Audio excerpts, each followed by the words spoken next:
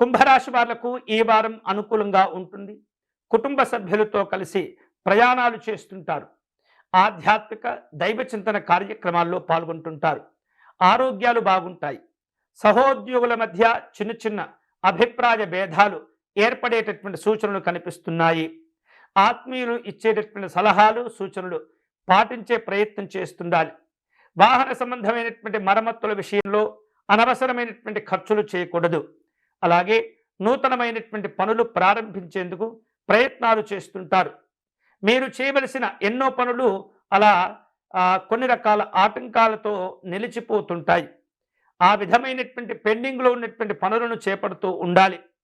వివిధ రూపాల్లో ఆర్థికపరమైనటువంటి సహకారాలు అవసరమవుతుంటాయి.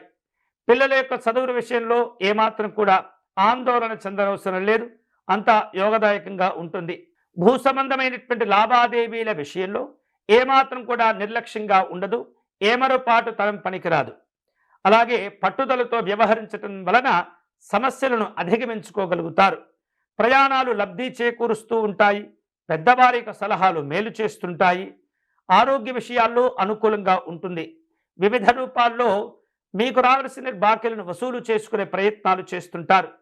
కుటుంబంలో శుభ కార్యక్రమాలు ఉంటుంటాయి. వివిధ రూపాల్లో రాజకీయపరమైనటువంటి కార్యక్రమాల్లో పాల్గొంటుంటారు. రాజకీయపరమైనటువంటి పలుకుబడులు కొంత ఉపయోగించుకునే ప్రయత్నాలు కూడా జరుగుతుంటాయి. కొన్ని రకాల సమస్యలను అధిగమించేందుకు ఎక్కువ మొత్తంలో ధనాన్ని మీరు అప్పజెప్పవలసినటువంటి ప్రయత్నాలు సందర్భాలు ఎదురవుతూ ఉంటాయి.